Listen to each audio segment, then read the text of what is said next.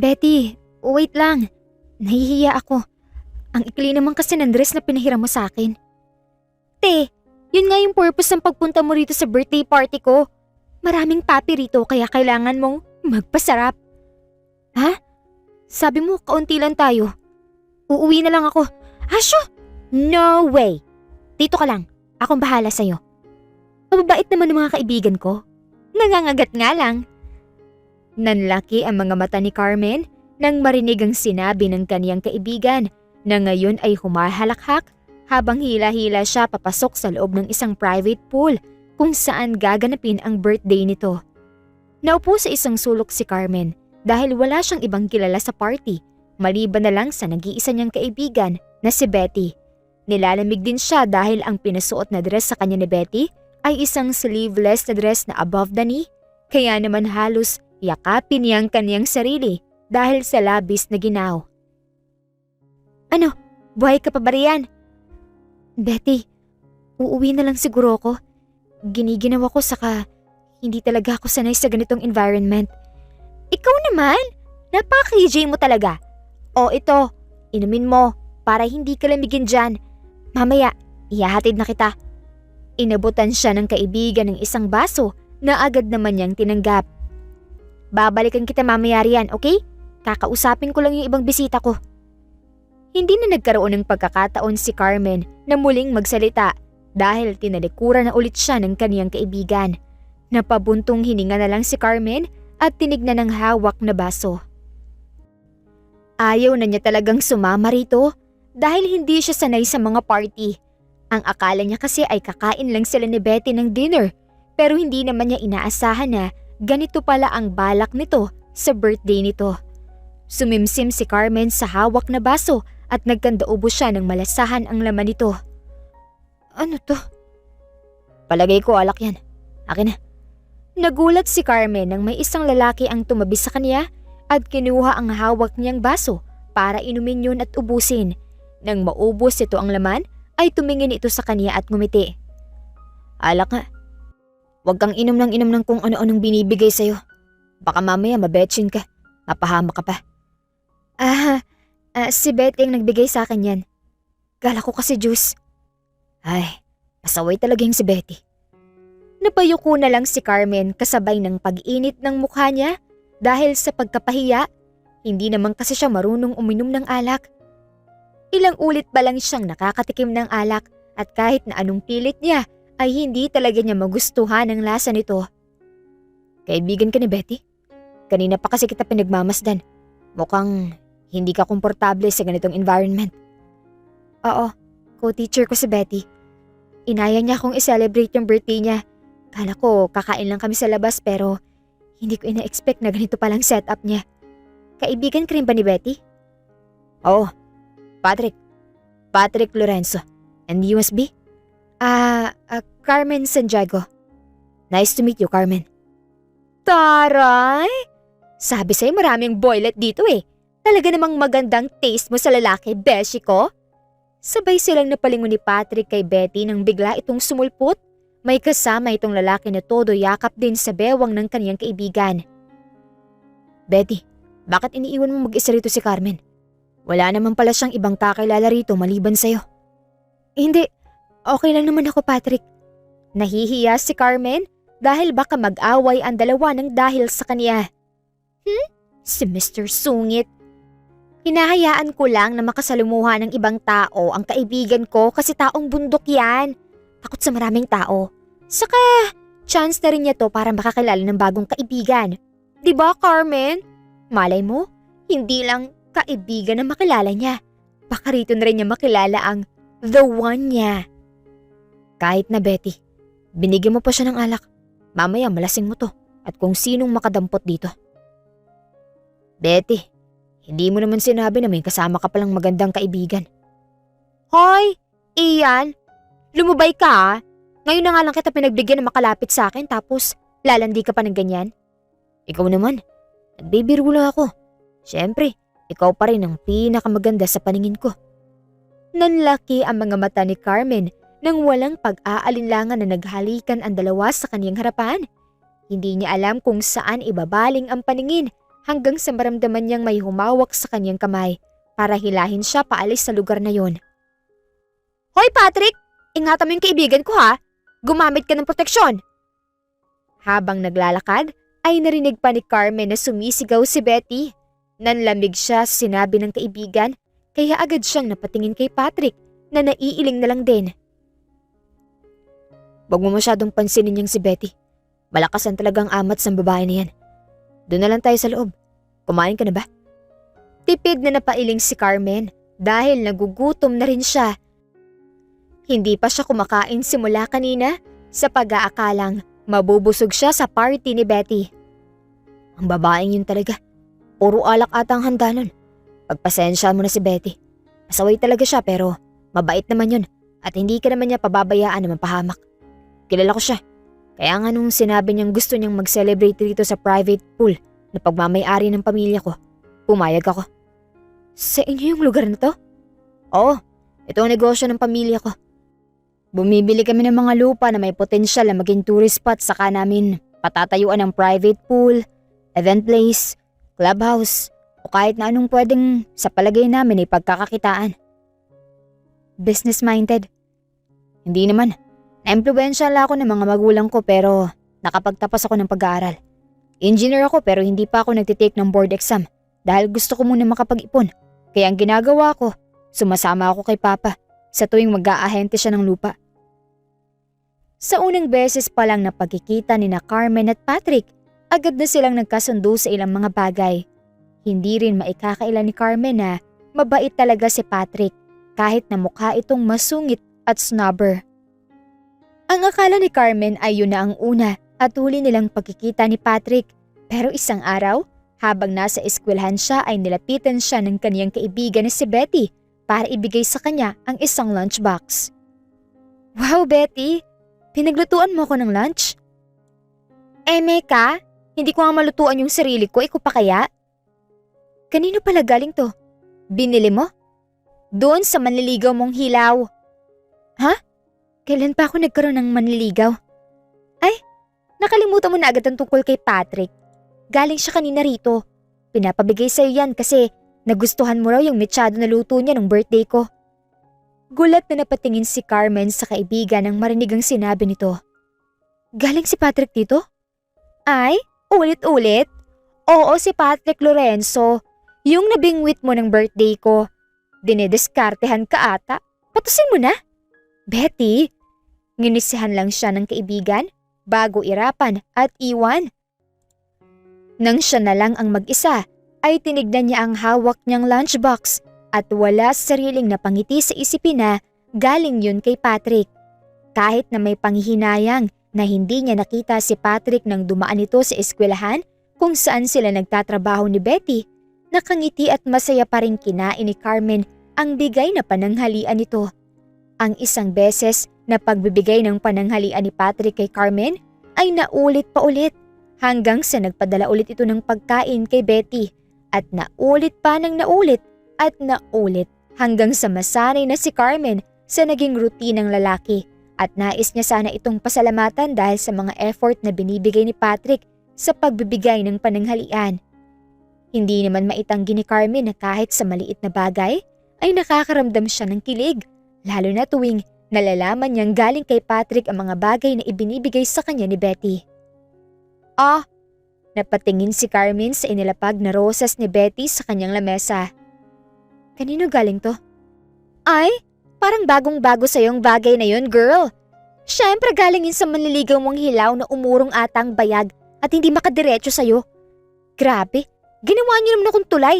Kung gusto niyong magligawan dalawa, aba, kumilos kayo. Na-stress ang beauty ko sa inyo. Napangangan na lang si Carmen nang irapan siya ng kaniyang kaibigan na nagrereklamo niya dahil ito na lang palagi ang pinag-aabot o pinapadala ni Patrick ng mga bagay na gustong ibigay sa kanya ng lalaki. Hindi kayo uusad kung puro ganyan kayo. Gumalaw-galaw kayo at baka pagsisihan yung dalawa kapag kukupad-kupad kayo. Pasensya ka na, Betty. Gusto ko rin sanang pasalamatan si Patrick sa lahat ng ginagawa at binibigay niya sa akin pero hindi ko alam kung paano makakabawi. At paano ka rin makakabawi kung nandun sa far away ang bebe mo? Nasa Siargao yun ngayon dahil may lupa silang inaahente. Pero alam ko kung paano ka makakabawi sa kanya. Bigla na lang kinutuba ng hindi maganda si Carmen nang ngumisi si Betty kasabay ng pagtaas-baba ng mga kilay nito na para bang may naisip itong kalukuhan pero gusto niya rin makabawi kay Patrick kaya napalunok na lang si Carmen bago tanungin ng kaibigan. Paano? Birthday ng suplado na yun sa susunod na linggo at alam ko naman na hindi kanya kayang i-invite kaya isasama na lang kita. Akong bahalang mag-ayos sa'yo at magdesisyon sa isusuot mo. Ako na rin ang magsasabi sa'yo kung anong gagawin mo para matuwa si Patrick dahil kabisado ko ang likaw ng bituka ng isang yon. Sigurado ka ba? Oo, akong bahala sa'yo. Kinindatan pa siya ni Betty bago siya iwan nito.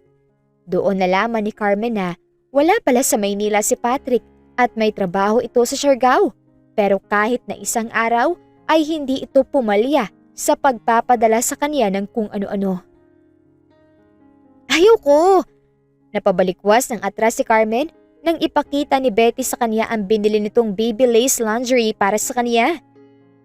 Ngayong araw ay naghahanda sila ni Betty sa pagpunta sa birthday party ni Patrick na gaganapin sa mismong bahay ng lalaki. Pero parang umurong ang tapang niya nang dumating si Betty, dala mga gagamitin niya. Ayaw ko. Hindi ko susuotin ang bagay na yan, Betty. Hoy girl, 25 ka na. Hindi na bago sa'yo mga ganitong damit. Dapat nga pinagmamalaki mong katawan mo. Lalo ni mga mamon mo kasi perfect na perfect sila. Sigurado ako na maglalawi si Patrick kapag nakita niyang suot mo. Ayaw ko talaga, Betty. Saka, hindi pa naman nagiging kami ni Patrick kaya sa tingin ko, hindi ko dapat suotin yan sa harap niya. Ay, Carmen, hindi ko na alam ang gagawin ko sa'yo. Hindi ka ba natatakot na tumandang dalaga? Saka sabi mo, gusto mong makabawi kay Patrick, di ba? This is your time to shine, girl. Sigurado ako na si Patrick ang pinakamasayang lalaki pagkatapos ng gabing to. Napalunok si Carmen at napatingin sa hawak na damit ni Betty. Hapit yun sa katawan niya kaya hindi ito mahahalata kapag nagsuot na siya ng dress. Pero nahihiya talaga siya. Kapag naiisip niyang makakapagsulo sila ni Patrick mamaya, ay ipapakita niya ito sa lalaki. Ano, ayaw mo? Ako na lang ang magsusuot nito saka akong sasayaw sa harap ni Patrick. Nanlalaki ang mga mata ni Carmen nang marinig ang sinabi ng kaibigan, kaya naman dali-dali niyang kinuha yun sa kamay ni Betty at mabilis na isinuot sa kaniyang katawan kahit na nanginginig ang mga kamay niya. Urong-sulong sina Betty habang papunta sila sa bahay ni na Patrick.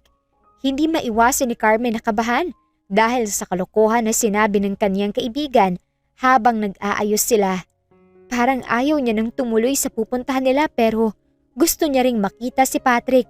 Kaya naman kahit na nanlalamig dahil sa kaba, ay tinatagan na lang niya ang kanyang loob at pikit matang sumama kay Betty.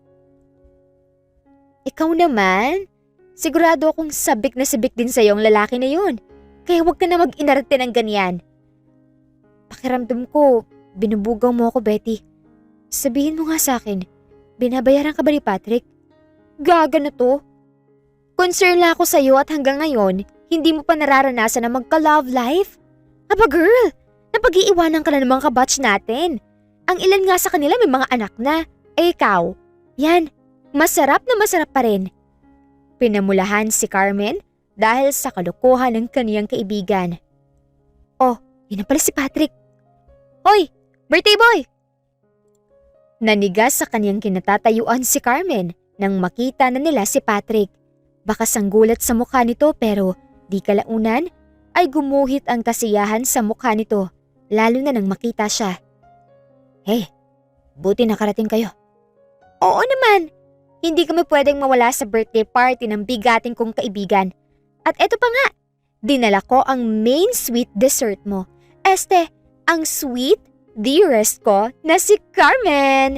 Diba, palagi mong hinahanap sa akin ng babae nito? Oh, eto, bahala na kayong dalawa riyan. Iiwan ko na kayo. Betty, sandali. Hindi na nahabol pa ni Carmen ang kaibigan Nang tumalikod na ito sa kanila at iwanan silang dalawa ni Patrick. Nag-init ang mukha ni Carmen dahil sa hiya. Matagal na rin simula nung huli silang magkita ni Patrick at hindi niya alam ang sasabihin dito. I'm happy to see you, Carmen. I miss you so much. I miss you too. Halos umusok na ang mukha ni Carmen dahil sa sobrang init ng kanyang mukha, lalo na nang maramdaman niya ang malambot na mga labi ni Patrick sa kanyang pisngi. Let's go inside. Ipinaluto ko yung mga paborito mong pagkain. Salamat. Happy birthday pala. Yung regalo ko. Naging malikot ang mga mata ni Carmen at humigpit ang pagkakahawak niya sa kanyang handbag dahil naaalala niya ang regalo niya kay Patrick. May regalo ka para sa akin? Nag-abala ka pa. Alam mo naman na presence niyo lang ay masaya na ako. Napalunok na lang si Carmen at pikit matang muling humarap sa lalaki. Pwede, mamaya ko na lang ipakita sa'yo. Kapag tayong dalawa na lang. Nahihiya kasi ako. Ha? Sige. Paano? Tara muna sa loob. Kain muna tayo. Hinawakan ni Patrick ang kaniyang kamay para hilahin papasok sa loob ng kanilang bahay. Hindi talaga sanay si Carmen sa ganitong environment. Halos hindi na siya humiwalay kay Patrick habang nasa party sila. Ayos ka pa? Oo. Medyo naiilang lang ako kasi mas maraming tao rito kaysa nung birthday ni Betty. Pasensya ka na. Mas marami pa kasi ang bisita ni na Papa kaysa sa bisita ko. Nasaan palang parents mo? Gusto ko silang makilala kung ayos lang. That's my plan too. Wait, let me call them. Patrick, babe! Natigilan silang dalawa nang may isang balingkinitang babae ang lumapit kay Patrick at lumambitin dito. I miss you! Hindi ka na dumalaw sa amin. Palagi pa naman kitang hinihintay. Hindi mo pa ako in-invite rito. Kung hindi pa ako sinabihan ni Tito Peter, hindi ko pa malalaman na may party dito. Janela, buti nakarating ka. Pasimple siyang sinulyapan ni Patrick habang pilit na kinakalas ang braso ng babae sa liig nito. Nagtatampo ko. You promised me na babalik ka sa bahay. Pero kahit ng birthday ko, hindi ka pumunta. Sayang yung pag-gym at pag-inom ko ng pampasexy kung hindi mo makikita yung katawan ko. Janela, sorry. Nabusy kasi ako. Sige, alis muna ako. Hindi na hinintay ni Carmen na makasagot si Patrick dahil pakiramdam niya ay kinakapos siya ng hininga habang pinapanood niya ang dalawa na maglambingan sa harap niya. Parang may kung ano sa kanyang dibdib na pumipiga sa puso niya. Nanginginig ang mga tuhod ni Carmen habang hinahanap ang kaniyang kaibigan. Hindi na niya kayang manatili roon dahil nahihiya siya sa kaniyang sarili. Hindi niya maisip na nagkagusto siya sa isang lalaki na pagmamay-ari na pala ng iba. Napatigil si Carmen nang bigla na lang may humawak sa kanyang braso at dire-diretso siyang hinila papasok sa loob ng bahay. Patrick, mas dumadaming tao sa labas. Mas mabuti kung dito na lang tayo sa loob. Napaigtad si Carmen nang pumasok sila sa isang kwarto at doon ay nag-lock silang dalawa. Nag-init naman ang mukha ni Carmen at hindi alam kung saan titingin. Nahihiya siya. Baka mamaya ay hanapin si Patrick sa labas. Sorry, dapat pala. Nag-set na lang tayo ng ibang araw para mag-celebrate. Hindi ka na sana nakahilubilo rito. Okay lang. Mas maganda nga yung marami akong nakakasalamuhang ibang tao saka masaya ako na marami kang bisita. Kaya sige na, labas na ulit tayo. Baka hinihintay ka na nila.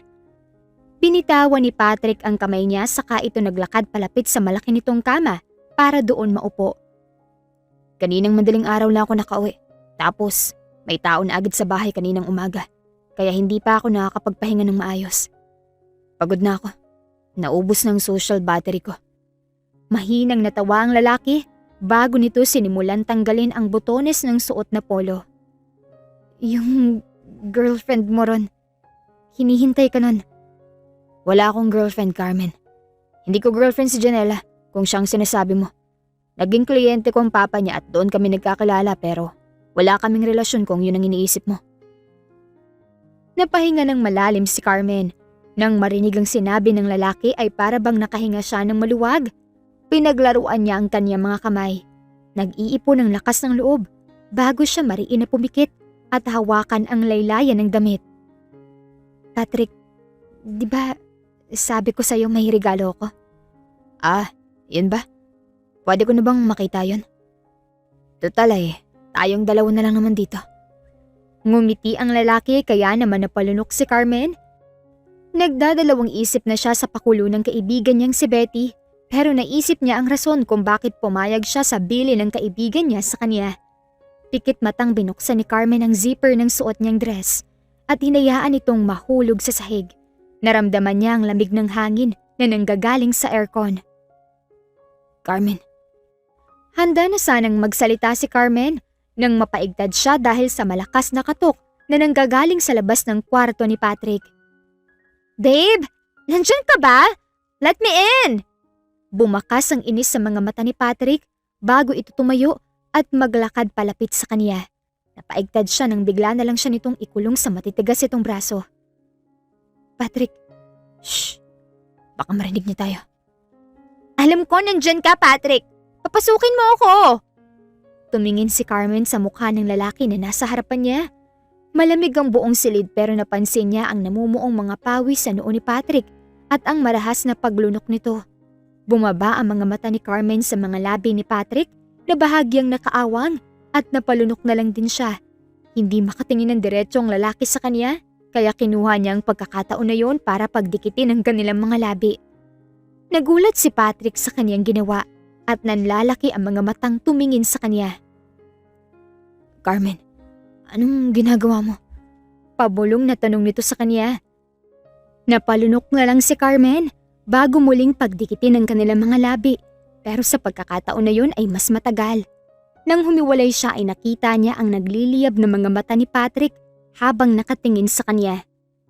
Sigurado ka ba sa ginagawa mo, Carmen? Kapag nagsimula na ako, hindi mo na ako mapipigilan. Patrick! Paano si Janela? Sabi ko naman, walang nagmamay-ari sa akin, Carmen. Kaya gusto kong marinig sa'yo mismo na alam mong ginagawa mo. Napalunok si Carmen at mahinang napatango.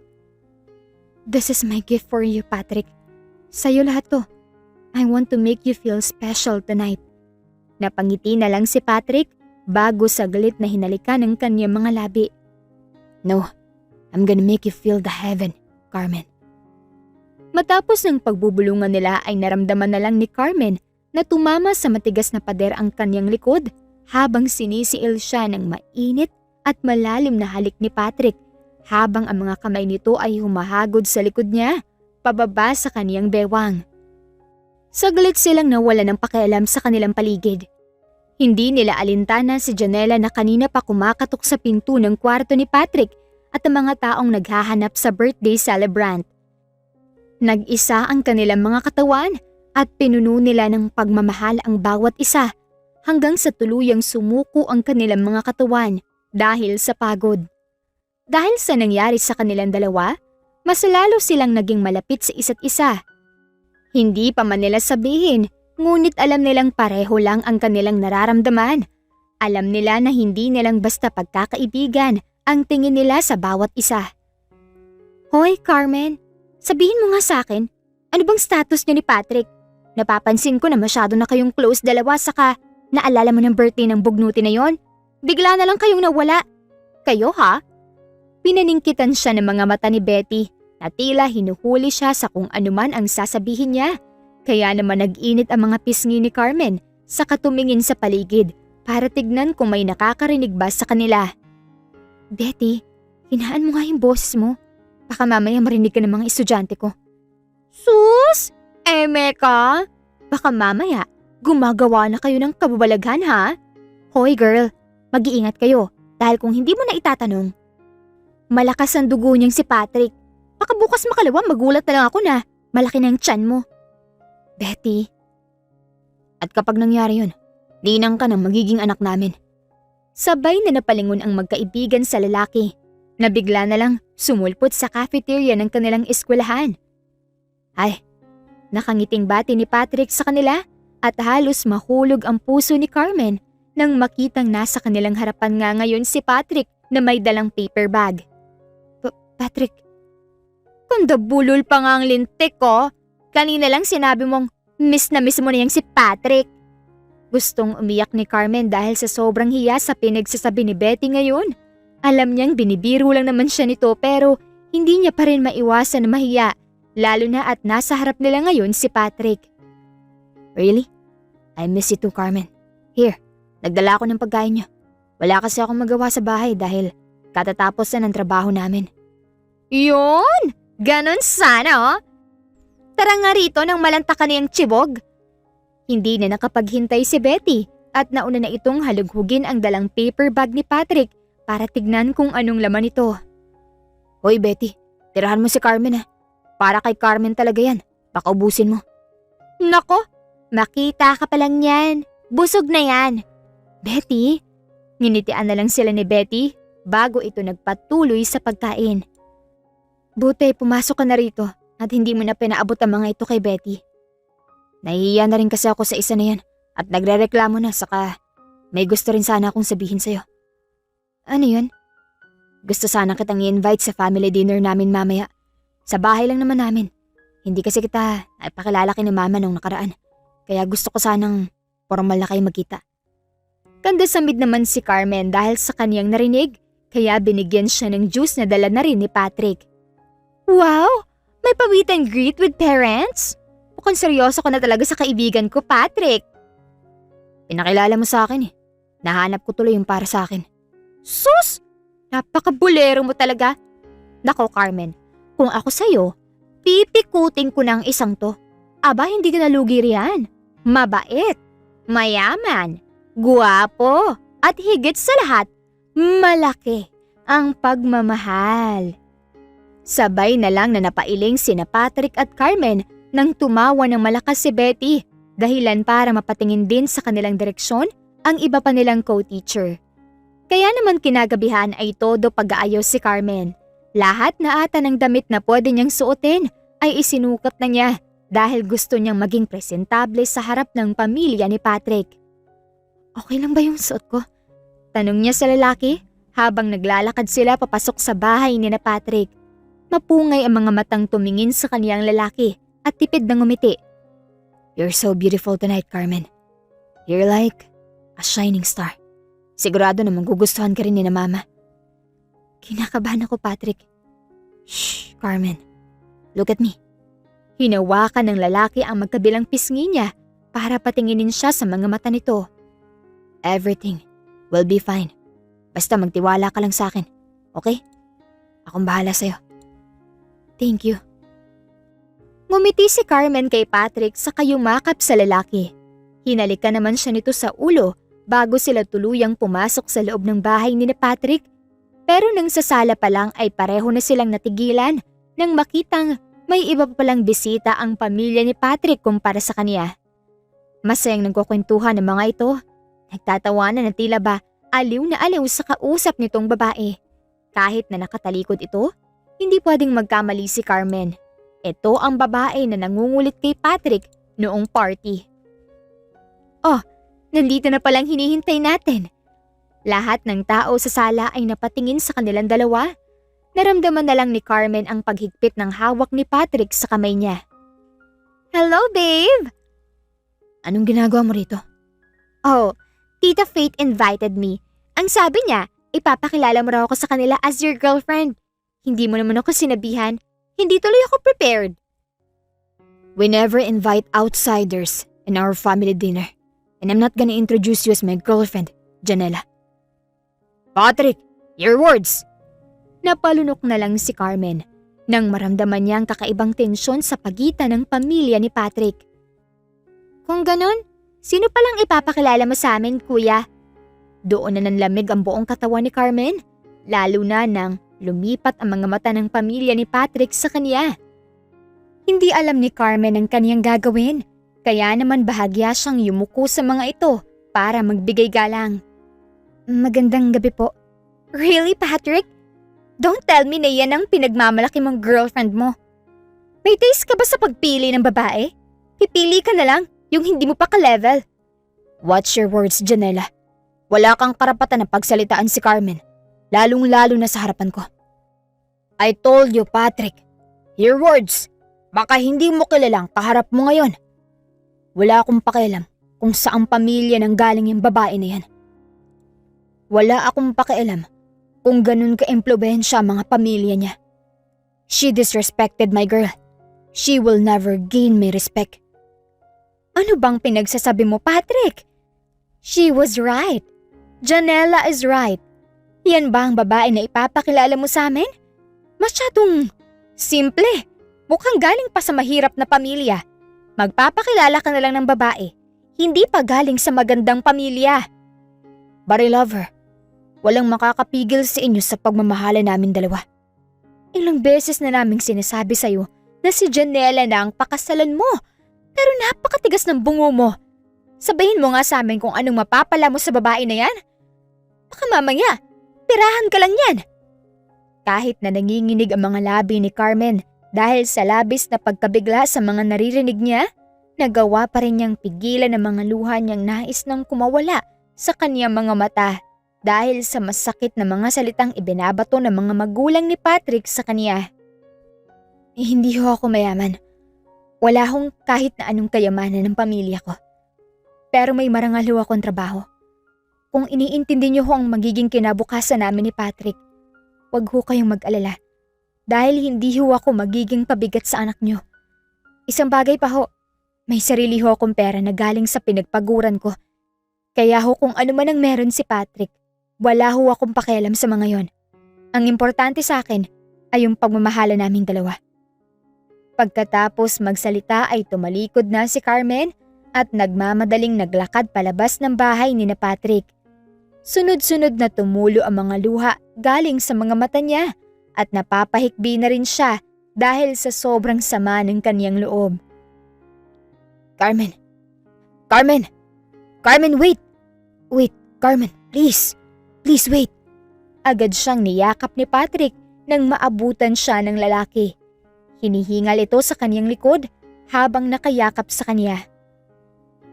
Bumalik ka na sa loob ng bahay niyo. Hinihintay ka na ng pamilya mo, Patrick. No. Ayoko. Carmen, please. Don't leave me. Huwag mo kong iwan, Carmen. Ayaw nila sa akin. Napahikbi na lang si Carmen nang maalala niya ang mga sinabi ng ina ni Patrick kanina na halos dumurog sa buong pagkatao niya. Ayaw sa akin ng pamilya mo. Okay lang. Okay lang kahit ayaw ka nila. Basta akin ka pa rin. Wala na akong pakialam sa kanila. Basta, rito ka lang sa akin, Carmen. Huwag mo akong iwan. Mahal na mahal kita. Mas lalong humigpit ang pagkakayakap ng lalaki sa kaniya bago siya nito paharapin sa kaniya. Namamasa ang mga mata ni Patrick habang nakatingin sa kaniya. Sinimula na rin itong punasan ng mga luhang naglandas sa kaniyang pisngi. Okay lang na hindi ka nila magustuhan. Dahil ako, gustong gusto kita at pangako ko sa'yo na mamahalin kita ng higit sa kahit na kanino. Kaya huwag mong masyadong intindihin si mama. Akong bahala sa'yo. Aalagaan kita at mamahalin. Hindi natin kailangan ng tulong nila. Mahal din kita. Pero natatakot ako na baka paghiwalayin nila tayo. Hindi mangyayaring bagay niyan. Hindi ko hahayaan na mangyari yan. Lalayo tayo sa kanila. Tatakas tayo sa mundo na to, Carmen. Anong ibig mong sabihin? Patrick, magtana na tayo, Carmen. Maraming tao ang nabibigo sa pag-ibig. Ang iba ay dahil niloko ng kanilang mga kinakasama. Ngunit ang iba naman ay dahil sa kanilang mga pamilya na nais silang paghiwalayin dahil sa magkaibang estado ng kanilang mga buhay. Ngunit marami pa rin ang naninindigan at naniniwala na hindi basehan ang estado ng buhay upang mahalin nila ang isang tao, lalo na kapag tumibok na ang kanilang mga puso at pinili na nito ang taong kanilang iibigin. Napatakbo sa lababo si Carmen nang maramdaman niya na para bang hinahalukay ang kanyang tiyan. Akala niya ay masusuka siya ngunit duwa lang naman siya ng duwal. Nasa ganong estado siya nang maramdaman niya ang magaan na paghagod sa likod niya. Ayos ka lang? May masakit ba sa'yo? Nagmumog si Carmen, saka tinignan ng lalaki sa tabi niya na nag-aalalang nakatingin sa kanya. Ramdam ni Carmen ang panghihina ng mga tuhod niya, kaya naman isinandal niya ang kanyang sarili kay Patrick. Ayos na ako. Medyo hindi lang magandang timpla ng tiyan ko. Baka nasobrahan ka sa pagkain mo kagabi ng kwek-kwek. Sabi ko naman kasi sa'yo, huwag ka na masyadong kumain at baka hindi ka matunawan. Tignan mo nangyari sa'yo ngayon. Nasobrahan nata ako sa pagkain. Medyo nahihilo rin ako. Huminga ng malalim si Patrick bago siya nito binuhat para dalhin sa kanilang kama. Simula nung gabing magtanan sila, nagsama na sila sa iisang bubong ni Patrick. Sa apartment ni Carmen sila nakatira pansamantala dahil hindi pa sapat ang ipon nilang dalawa para kumuha ng bahay sa subdivision. Huwag ka munang pumasok sa trabaho mo. Magpahinga ka muna ngayong araw. Tatawagan ko na lang si Betty para ma-excuse ka niya sa admin niyo. Ngumiti si Carmen at tumango. Simula nang magsama silang dalawa, doon na nakita ni Carmen ang tunay na ugali ni Patrick. Napakaalaga nito at maalalahanin. Naiintindihan din nito ang pagiging abala niya sa tuwing nagtatrabaho siya. At hindi nagkulang ang lalaki sa pagpaparamdam nito na mahal siya ni Patrick. Gusto mo bang magpa-check up? Wag na muna siguro. Aalis ka, 'di ba? Gamitin mo muna yung pera mo sa pag-aasikaso ng mga kailangan mo. Napatitig si Patrick sa kanya at napabuntong hininga. Kinuha nito ang kamay niya, saka hinalikan ito ng paulit-ulit. Pasensya na, Carmen. Pinaputol ni na mama ang cards ko kaya yung cash ko lang talaga ang pera ko ngayon. Hayaan mo, kapag na-close namin ang deal sa inaahente naming lupa, malaki ang kikitain ko roon. Pag uwi ko, ipapacheck up kita. Tapos, magtitake na rin ako ng board exam para hindi ko na kailangan pumunta sa malalayong lugar para magtrabaho. Dito na lang tayong dalawa. Ayos lang sa akin, Patrick. Walang problema. Kahit wala tayong pera, basta magkasama tayong dalawa. Ayos lang sa akin. Pagbalik ko, pakakasalan na kita. Bubuo na tayo ng sarili nating pamilya. Naluluha si Carmen habang pinapakinggan ang mga sinasabi ni Patrick sa kanya. Hindi na siya makapaghintay na mangyari ang mga bagay na ipinapangako nito sa kanya. Kaya naman habang nasa malayo si Patrick, ginawa rin ni Carmen ang lahat ng kaya niyang gawin para pagbalik ng lalaki ay pagpaplanuhan na lang nila ang lahat. Walang pahinga siyang nagtatrabaho para makaipon din, pero naabot ni Carmen ang limitasyon ng kaniyang katawan. Isang araw, habang naglalakad papunta sa cafeteria, nakaramdam ng pagkahilo si Carmen at nawala ng malay. Nagising na lang siya sa loob ng infirmary habang nakahiga sa isa sa mga stretcher. Bading! Buti gising ka na. Kala ko, mamamatay ka ng leche ka. Ano ba kasing pinagagawa mo sa buhay mo? Napatingin si Carmen sa kaibigan niya nang ito ang mabungaran niya nang magising siya. Diyos ko ka, hindi ka na siguro nagpapahinga, no? Nakikita akong ginagawa mong pagtatrabaho. Aba, maawa ka naman sa katawang lupa mo, Carmen. Hindi ka robot na hindi nakakaramdam ng pagod. Anong nangyari? Ay, nawalan ka lang naman ng malay habang naglalakad sa may hallway. Buti na lang at may nakakita sa iyong estudyante at pinatawag ako. Carmen, ano ba nangyayari sa'yo? May problema ba kayo ni Patrick? Pwede naman kayong magsabi sa akin. Wala naman kaming problema. Sadyang napagod lang siguro ang katawan ko kaya nawalan ako ng malay kanina. Pero ayos na ako ngayon. Salamat, Betty. Aba, dapat lang na maging okay ka lang dahil yung hilaw mong asawa gustong-gustong umuwi nung malaman ang nangyari sa'yo. Pero sinabi ko na ako na lang ang bahala muna sa'yo dahil hindi pa rin nila nakuklose ang deal nila sa lupa na inaahente nila. Salamat talaga ng marami, Betty. Che, pinaglilive ka muna ni Madam Principal para doon makapagpahinga ka ng maayos. Hello, good morning po. Natigilan sina Carmen at Betty nang nakangiting lumitaw sa harap nila ang isang nurse. Good morning, nurse. Ano nang lagay ng kaibigan ko? May malala na ba siyang sakit? Nako, hindi po. Ang totoo po niyan, good news pa po ang dala ko. Po? Congrats po, Miss Santiago. Isang buwan na po kayo nagdadalang tao. Oh, Diyos ko po! Hindi alam ni na Betty at Carmen ang kanilang gagawin nang malaman nilang nagdadalang tao siya. Gusto na sanang sabihin ni Betty kay Patrick ang magandang balita pero pinigilan niya ito at sinabi na baka hindi makapagtrabaho ng maayos ang lalaki kapag nalaman nito ang tungkol sa kanya at gusto niyang surpresahin na lang ang lalaki sa pag-uwi nito. Kumusta na ang pakiramdam mo? Ayos na ako. Sobrang pagod ko lang nung nakaraan kaya nawalan ako ng malay. Ay, Carmen, huwag mo masyadong pinapagod ang sarili mo. Ingatan mo ang kalusugan mo. Lalo na malayo ako sa'yo ngayon. Hindi maiwasan ni Carmen na mapangiti habang pinagmamasdan ang gwapong mukha ng lalaki sa screen ng kanyang cellphone. Magka-video call silang dalawa dahil halos magdadalawang buwan na ang lalaki sa Leyte. Inaalagaan ko naman ang sarili ko. Sadyang napagod lang ako ng gusto. Kaya ganun na lang nangyari sa akin pero nag-iingat ako. Kaya dapat ikaw, kailangan mo ring mag-ingat dyan para pag uwi mo rito, healthy ka. Nais nang sabihin ni Carmen na buntis siya pero gusto niyang maging sorpresa ang lahat. Gusto niyang makita sa personal ang magiging reaksyon ng lalaki. Kaya naman napapangiti na lang si Carmen habang nakatingin sa mukha ni Patrick. Hindi na siya makapaghintay sa pag-uwi nito. Tungkol pala riyan, baka ma-extend pa ako rito ng ilang linggo dahil kay Bagyo. Hala, ayos lang ba kayo riyan? Oo naman, ayos na ayos kami rito. Palagi mo kong i-update sa nangyayari dyan, okay? Ingat ka palagi, Patrick. Hihintayin kita. Mahal kita, Carmen. Mahal din kita, Patrick. Natapos ang kanilang tawag na may ngiti sa mga labi ni Carmen pero hindi nakawala sa kaniyang paningin ang kislap ng kalungkutan sa mga mata ni Patrick habang nakatingin sa kanya nung magka-video call sila.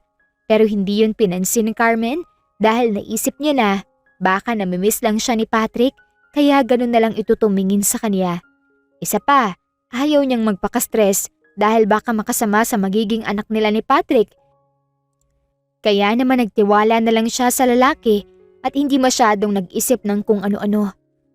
Ang isang buwan lang dapat na pag-ahente ni na Patrick sa lupa ay umabot ng 2 buwan at naiintindihan yun ni Carmen dahil may tumamang bagyo sa Leyte at hindi makakapag-book ng tickets eroplano si Patrick. Kaya naman naghintay na lang ulit ng update si Carmen mula kay Patrick kung kailan ito makakauwi. Ngunit nang makausap niya ito, nalaman niya na mag-e-extend na naman ito dahil sa ilang dahilan. Inintindo yun ni Carmen at mas piniling gawin munang abala ang sarili. Habang naghihintay sa pag-uwi ni Patrick, unti-unti na ring lumalaki ang tiyan niya kaya naman mas lalo siyang nasasabik sa pag-uwi nito. Pero sa tuwing tatawag ang lalaki sa kanya at tatanungin niya ito kung kailan ito makakabalik, palaging nai-extend ang pananatili nito sa Leyte. Ang 2 buwan ay nauwi sa 3 buwan na tumagal na ng 5 buwan at umabot na sa 7 buwan. Nanganak na siya. Nailabas na niya ang anak nila ni Patrick pero ni anino ng lalaki hindi nakita ni Carmen. Ang ilan pang mga buwan ay naging taon na hanggang sa hindi na namalaya ni Carmen na 5 taon ang nakakalipas ngunit hindi na muling nagparamdam si Patrick sa kanya. Naputol ang kanilang komunikasyon at kahit na kailan ay hindi na muling nagkaroon ng pagkakataon na magkausap. Hello! Nasaan ang pinaka-cute kong inaanak?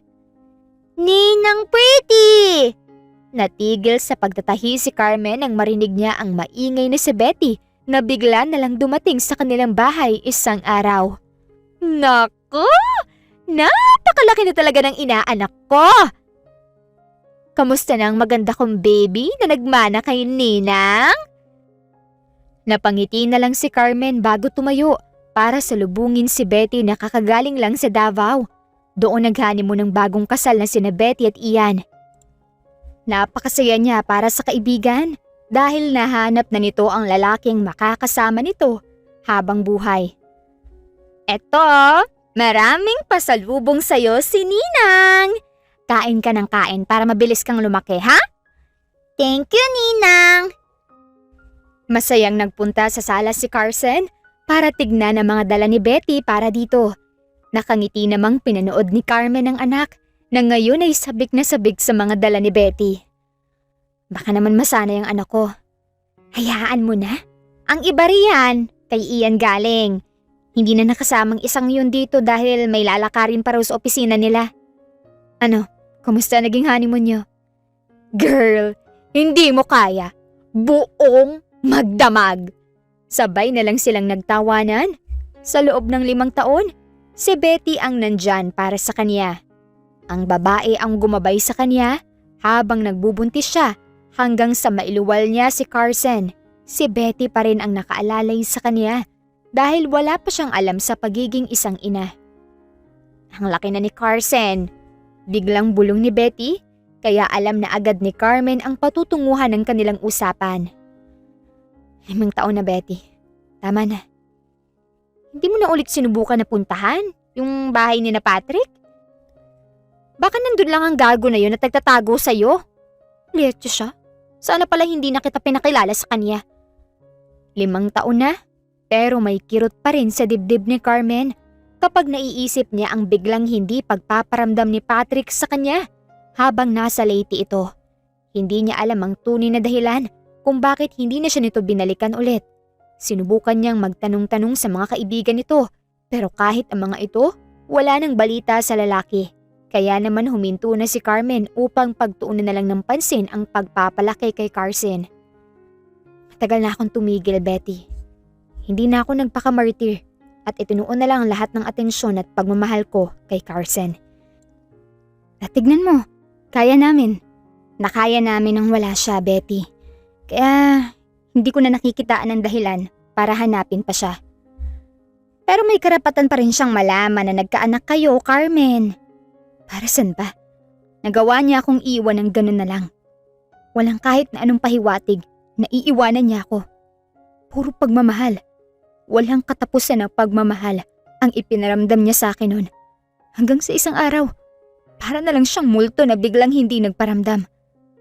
Huminga ng malalim si Carmen dahil parang nagiging sariwa ang sugat sa kanyang puso sa tuwing binabalikan niya ang mga alaalang yon. Ang araw na nagising siya at napagtanto niyang wala na si Patrick sa kanya. Galit ako sa taong yon, pero alam ko na walang-walang galit na to sa galit na nararamdaman mo ngayon. Kung sakaling man na makita mo siya, kung posible pa, pwede bang sampalin mo siya para sa akin? Nanggigigil ako sa pesting yan. Hindi na babalik yun. Nakuha na niya ang gusto niya sa akin. Pero kahit na ganun, nagpapasalamat pa rin ako dahil iniwanan niya ako ng munting alaala. Ang bagay na pinakanagustuhan ko sa lahat ng ginawa ni Patrick. It was our daughter. Sabay nilang pinagmasdan si Carson na masaya sa mga pasalubong ni Betty. Sa loob ng 5 taon, walang ibang ginawa si Carmen kung hindi ang mahalin at alagaan ang anak nila ni Patrick. At kahit na kailan ay hindi na siya umasa pang muli na babalikan sila ng lalaki. Dahil yun ang akala niya. Ma, lalaro lang ako kay na Aling Bebang ha? O sige, kapag pinagpawisan ka umuwi ka rito para magpalit ng damit. Maliwanag ba? Apa ma, love you! Tumigil muna sa pagtuturo sa eskwelahan si Carmen para mapagtuunan niya ng pansin ang pag-aalaga kay Carson. Kaya ang naging unang kabuhayan niya at pinagkukuhanan ng pangtustos sa araw-araw nilang pangangailangan ay ang pananahi. Nahirapan siya nung una lalo na at dumaranas ng postpartum depression si Carmen. Pero dahil sa tulong ng kanyang kaibigan na si Betty, unti-unti ay nakakapag-adjust siya at nagawang makapagpatuloy ng silang dalawa na lang ni Carson. Nasa kalagitnaan ng pagtatahi si Carmen nang may kumatok sa kanilang pinto. Ang akala niya ay si Carson ito na nakabalik na galing sa pakikipaglaro sa anak ng kapitbahay nilang si Aling Bebang. Uminom ka muna ng tubig bago ka magpunas ng pawis mo. Magpahinga ka muna bago magpalit ng damit. Natigilan siya nang magtaas siya ng tingin at hindi isang batang babae ang nasa kanyang harapan. Tila nabingi si Carmen habang nakatingin sa tao na nakatayo sa may pinto nila. Mapungay ang mga matang nakatingin ito sa kanya. Biglang nahirapan huminga si Carmen nang magtagpo ang kanilang mga mata. Matagal na, hindi na maalala ni Carmen kung kailan niya huling nakita ang mukha ng lalaki na nasa kanyang harapan ngayon. Hindi na niya mabilang ang mga pagkakataon na umiiyak siya at nagmamakaawa na sana umuwi na ito sa kanya. Hindi na rin matandaan ni Carmen kung kailan ang huling beses na nagpakababa siya dahil ang akala niya ay hindi na niya muling makakaharap ang lalaki na ito. Ang lalaking una at huli niyang minahal. Anong ginagawa mo? Dito. Carmen. Nanindig ang kaniyang mga balahibo nang marinig ang malamig ngunit malamyos nitong boses na tinawag ang kaniyang pangalan. Ang boses na gustong-gusto niyang marinig noong mga panahon na hindi na niya alam kung saan huhugot ng lakas dahil pinanghihinaan na siya ng loob. Umalis ka. Malalim na huminga si Carmen at buong lakas na tumayo para pagsaraduhan ng pinto si Patrick at itaboy ito paalis sa kanilang bahay. Carmen, mag-usap tayo. Umalis ka na dahil hindi ka welcome sa bahay namin. Carmen, pakikiusap ako. Pakinggan mo muna ako. Sabi ko umalis ka na. Hindi kita kailangan kaya umalis ka sa harap ko. Tinulak ni Carmen si Patrick pero hindi ito nagpatinag at nanatili ito sa kinatatayuan habang nakatingin sa kanya. Kaya mas lalong nainis si Carmen. Mas lalo lang nadadagdagan ng galit niya sa lalaki na kaharap niya ngayon. Oo, sinabi niya sa sarili niya na galit siya sa lalaki na nasa kanyang harapan ngayon. Ipinangako niya sa kanyang sarili na hinding-hindi niya mapapatawad si Patrick sa oras na makita niya na ulit ito. 5 taon. 5 taon, Patrick. Napakakapal na mukha mo na magpakita rito isang araw at sabihin sa akin na mag-usap tayo na parang walang nangyari. Na para bang kahapon lang tayo nagkatampuhan. Gago ka ba? Napahilamos na lang sa kanyang mukha si Carmen at pilit na nilalabanan ang mga luhang nagwawala sa kanyang mga mata. Sabihin mo nga sa akin, kung anong ginamit mong semento riyan sa mukha mo para makaharap ka pa sa akin ng ganyan? Sabihin mo nga kung anong klaseng lakas ng loob ang naipon mo para pumunta rito. Kasi sobrang kapal na mukha mo. Hindi ko kinakaya yung kakapalan ng mukha mo. Napahikbi na lang si Carmen at napaatras dahil pakiramdam niya ay nababaliw na siya. At hindi talaga totoong si Patrick ang kaharap niya ngayon. Pakiramdam niya ay nananaginip lang siya ng gising. Carmen, mag-usap tayo. Nandito ako para ipaliwanag ang sarili ko. Huwag na! Para saan pa? Para mabilog na naman ang ulo ko? At bumalik ulit ako sa'yo, ganun ba? Bakit? May gusto ko na naman bang makuha sa akin? Hindi na, Patrick. Hinding-hindi na ako madadala sa matatamis mong mga salita. Hindi na ako magpapadala sa lambing ng boses mo. Napakagaling mo. Sobrang galing mo. Ang galing mong kuhanin ako at nung nasa iyo na ako, hinayaan kitang gawin ang lahat ng gusto mo. Binigyan kita ng permiso na gawin lahat yon. Hindi ako nanghingi ng kahit na anong kapalit sa'yo. Hindi ako nagtanong kung ano makukuha ko galing sa'yo matapos kitang hayaan na makapasok sa buhay ko. Pero anong ginawa mo? Pagkatapos mong makuha ang lahat ng yun, boom! Isang araw, hindi ka na nagparamdam.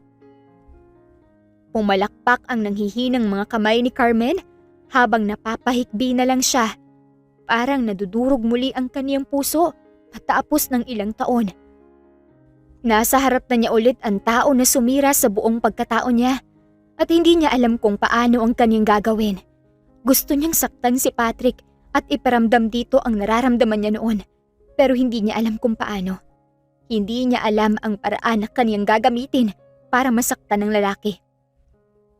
Patrick, hindi ka nagbigay ng kahit na anong sinyalis noon dahil ayos tayo. Wala tayong problema. Hindi tayo nag-away nung araw na yun. Kaya gusto kong malaman kung bakit. Bakit mo nagawang iwan ako ng ganun kadali, Patrick? Napahagulgol na lang si Carmen.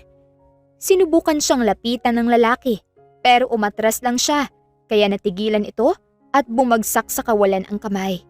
Nasa ganoon silang sitwasyon nang may isang maliit na boses ang nagsalita sa likod ni Patrick. Ma? Bakit ka umiiyak? Mama? Pinaiyak ka ba nitong mama na to? Alistong lumapit si Carson sa kanya at agaran siyang niyakap at hinila palayo kay Patrick. Kitang-kita ni Carmen kung paano nanlaki ang mga mata ni Patrick habang nakatingin sa anak nilang si Carson. Nanigas ito sa kinatatayuan at halos hindi na huminga. Oy! Sino ka? Bakit ka pumapasok sa bahay namin? Tanod yung asawa ni Aling Bebang! Sumbong kita ron! Alam ni Carmen na hindi magtatagal ay magkikita rin ang mag-ama. Kaya inihanda niya ang sarili sa ganitong tagpo. Pero lahat ng paghahanda ay nawala. Hindi niya na alam ang gagawin at sasabihin. Kaya naman hinawakan niya si Carson at huminga ng malalim. Carmen, sino yan? Kaninong anak yan? Bakit mama ang tawag niya sa'yo? Anak ko. Anak natin, Patrick. Oo, buntis ako ng panahon na umalis ka. Bakit hindi mo sinabi sa akin, Carmen? Ang daming pagkakataon na pwede mong sabihin sa akin na buntis ka nun. May magbabago ba kung sinabi ko? Uuwian mo ba ako kung sinabi kong buntis ako? Ang daming pagkakataon, pero hindi ko alam kung bakit hindi ko nagawang sabihin sa'yo. Parang may pumipigil sa akin. Siguro nakaramdam na yung katawan ko na mangyayari yun. Kaya hindi ko nagawang sabihin sa'yo. Dahil kahit siguro sabihin ko na buntis ako sa anak natin, hindi ka pa rin uuwi. Hindi ka pa rin makakabalik sa akin. Ma?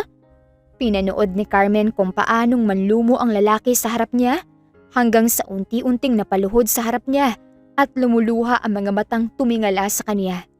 Sinabi ni Carmen na gusto niyang makita ang pagbagsak ni Patrick.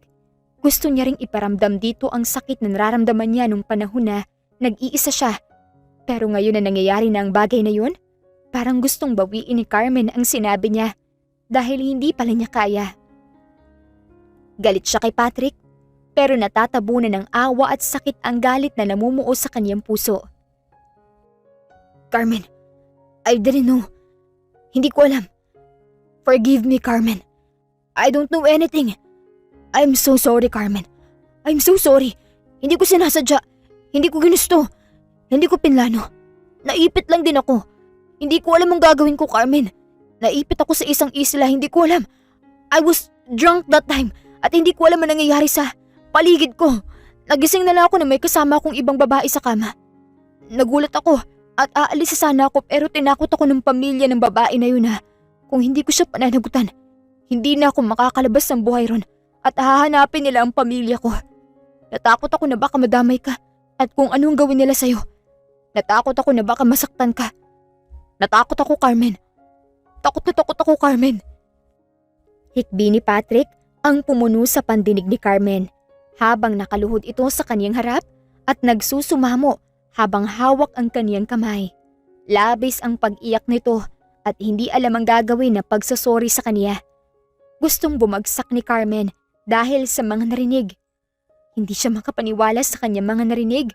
Nanlulumo siyang napaupo na lang din at napasandal kay Patrick at sa katahimik ding umiyak sa balikat nito. Nadudurog ang puso niya nang maramdaman niya ang matigas na mga braso ni Patrick na pumulupot sa kaniyang katawan. Niyakap siya nito ng mahigpit na mahigpit. Matapos ng ilang taon, naramdaman na niya ulit ang mainit na pagmamahal ni Patrick.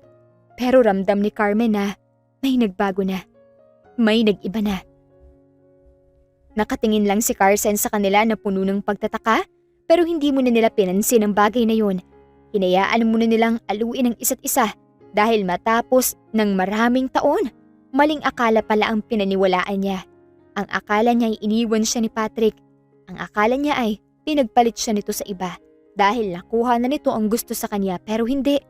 Mali siya dahil ang totoo, pinrotektahan lang siya ni Patrick at inilayo sa panganib.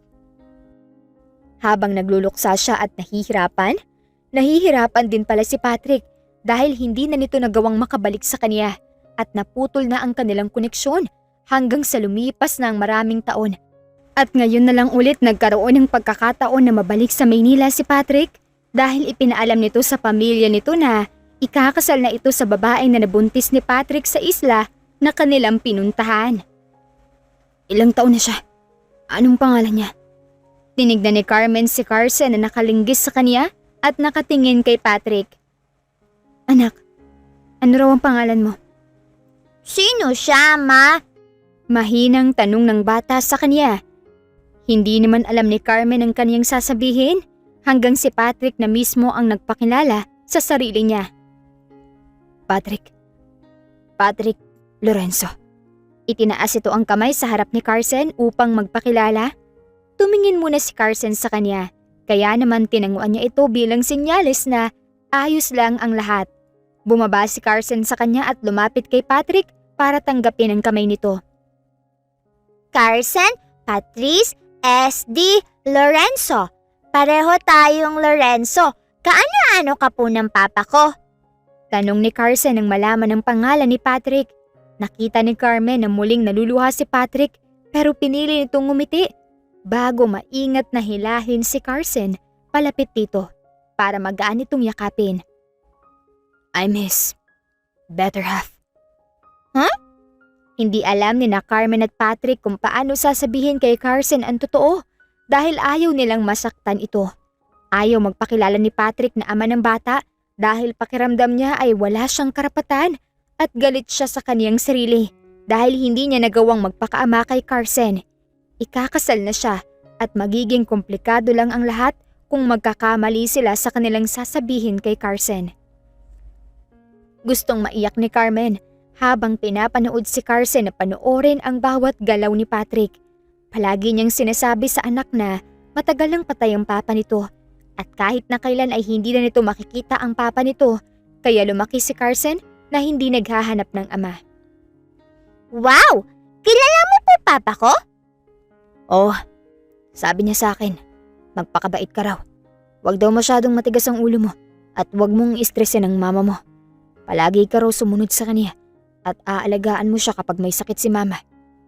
Mahalin mo siya, tulad ng pagmamahal ng papa mo sa mama mo. Wow! Sinabi po ni papa ko yan? Kapag nakapunta ka po sa kanya, sabihin mo po sa kanya na huwag siyang mag-alala dahil ayos lang po kami ni Mama rito sa bahay. Mahal na mahal ko rin po siya. Kaming dalawa ni Mama. Sige, sasabihin ko sa kanyang bagay na yan. Napangiti na lang si Carmen habang pinapanood si Carson na masayang nagkuwento kay Patrick.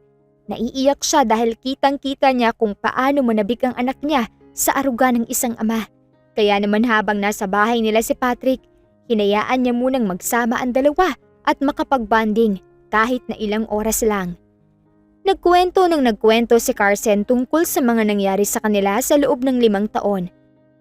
Napuno ng tawanan ni na Patrick at Carson ang sala nila hanggang sa makatulog na ang bata sa mga bisig ni Patrick. Pinagmamasdan ito ng lalaki at tila ba ayaw ng bitawan pero kailangan na nitong umalis dahil may anak din itong naghihintay sa pag-uwi nito. Narinig ni Carmen ang mahinang paghikbi ni Patrick bago mahigpit na niyakap si Carson at inilapag sa higaan nito. Carmen, alagaan mo ang anak natin. Kapag may pagkakataon ako, dadalaw ako rito. Magpapadala rin ako ng pangsustento sa inyo. Tapos, sabihin mo sa akin kung ano yung mga kailangan ni Carson para mapadala ko rin sa inyo. Mag-iingat kayo rito ha. Kapag may kailangan kayo, huwag kang mahihiyang tumawag sa akin. Kahit na nailapag na ni Patrick si Carson, hindi pa rin ito binibitawan ang kamay ng bata. Napakahirap para kay Carmen na panoorin na ganito si Patrick. Kaya napakagat na lang siya sa kanyang pang-ibabang labi para pigilan ang pag-iyak. Hindi mo na kailangan sabihin yan dahil yan naman talaga ang gagawin ko. Inaalagaan kong mabuti ang anak natin. Saka tungkol sa sustento, huwag ka na mag-abala dahil kaya ko naman. Nandiyan si Betty, hindi niya kami pinabayaan.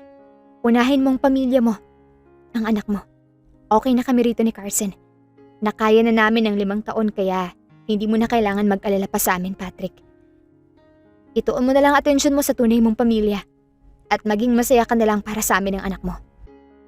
Tumayo si Patrick at tumingin sa kanya. Puno ng luha ang mga mata nito bago naglakad palapit sa kanya at niyakap siya ng mahigpit. Umihikbi sa kanyang balikat si Patrick at ramdam niya ang pagsisisi sa bawat hikbing kumakawala sa mga labi nito.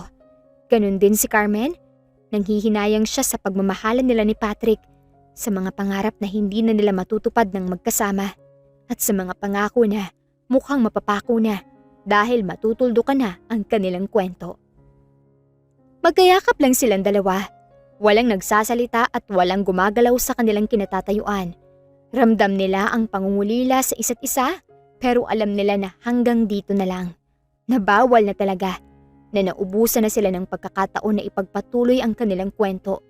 Kahit naisin man nila, alam nila na hindi na maaari dahil marami nang maapektuhan at maaaring ikapahamak pa nila kung magpapatuloy sila.